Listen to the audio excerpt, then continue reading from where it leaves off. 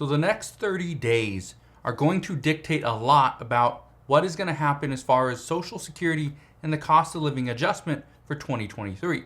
Today, I want to give you the Social Security cost of living adjustment projection for 2023 based off of what the Senior Citizens League is actually telling us. Now, I bring this to you today because something major happened today, and it was the fact that the CPI report came out and it was a complete disaster. Now, yes, inflation dropped. That was probably the best thing we saw, but when you go into the inflation report, the CPI report and the data, there was just a bunch of bad news after bad news. Now, here's what I can tell you.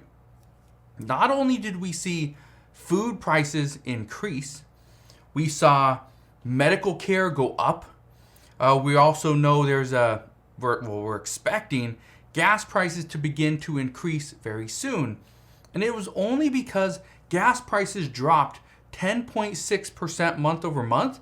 That was the biggest reason for the drop in the inflation report from 8.5% down to 8.3%. Now, here's what I can tell you. There's a lot of stuff that is going to happen over the next 30 days. The first thing that is going to happen in 30 days from now, okay, on October 13th, we are going to find out what the official cost of living adjustment is going to be for 2023. Could it be 10%? Maybe. Will it be 9%? Possibly. But what is it as of today? Well, I'm going to give you that in just a second, but then I just want you to understand there's some major issues. There's major issues, a potential crisis on our hands. I want to address what that is. So make sure you stick around for this entire video. But according to the Senior Citizens League, as of today, the cost of living adjustment for 2023 will likely be 8.7%, meaning that the average Social Security recipient is going to receive roughly $144 extra every single month. And I know I see this all the time, and a lot of you guys are right. Inflation is likely going to go down next month, and the cost of living adjustment will likely be less than 8.7%, which means it will not be an additional $144 per month. Now, here's my response to that. You're right. You are likely right. And I would assume that inflation continues to go down for September.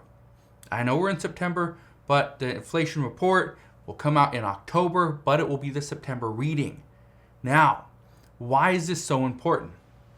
There's actually two reasons. The first one is President Biden and Democrats know that they have to do something to bring inflation down.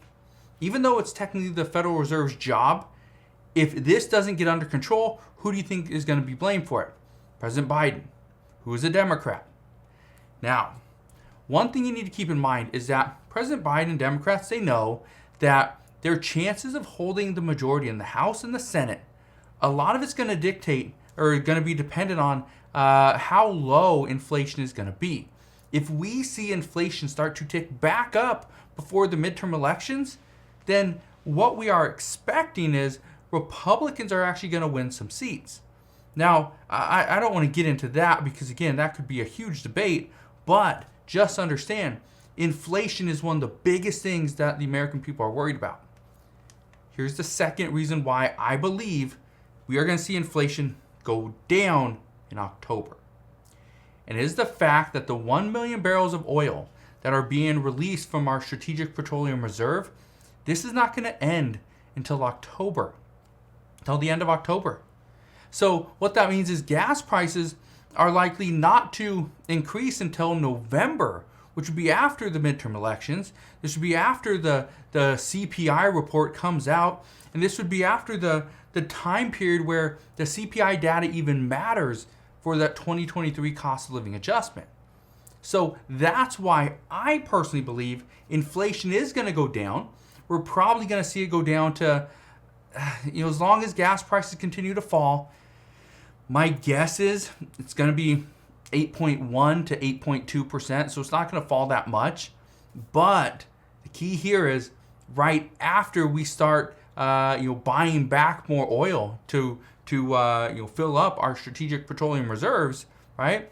Once we start to do that, the likelihood of gas prices shooting up is very high. Okay, we're already seeing food prices are continuing to soar. If we see other supply chain disruptions, which is highly likely potentially this week, well, then food is going to soar. We know rents are already going up, medical expenses are going up, utility payments are going through the roof, and we only have an 8.3% inflation rate. That I think there's a lie there, but I'm not going to call them out on this one, not on this video. We're going to talk about Social Security. But let's address the current crisis that is on our hands. And again, this is a crisis. And it's because of all the things that are getting more expensive. Because for seniors, and we have heard this time and time again, that lawmakers are discussing certain pieces of legislation, but nothing really happens. It never does. Well, we might see something very soon, and I want to explain why. But first, keep in mind that, and I would not be shocked to see nothing happen until after 2023. Now, what might happen for those on Social Security and fixed incomes? Well, it's this. We could see more discussions as to kind of how to prevent inflation from taking away everything that seniors currently have. Now, we got reports today that food has increased so much in the past month that we have not seen anything like this since, I believe, 1979. Yeah, food prices have soared that much. We also know that in today's CPI report, it showed that medical care increased as well. So did rents, right? Utility payments are still going up, right? And these are the things that seniors spend the most money on. And in many cases, these are the only things that seniors spend money on. Now, if you are, let's say, over the age of 65, right? If you are over the age of 65, what do you spend your money on? Let me know down in the comment section below. Do you spend your money on rent, food, medical services or medications, utility payments, right? That's probably what you are spending your money on. Maybe a car payment, maybe some things here and there, some entertainment, maybe a cell phone or internet payment, right? But the majority of your income is going to those four things, okay? Medications and medical services, food, energy, and rent. Those are the things that most seniors are spending a good amount of their money on, okay, every single month. That's the crisis that we have on our hands, is that right now, nothing is being done to address that. And we've seen it, and this is nothing new. We've seen this time and time again.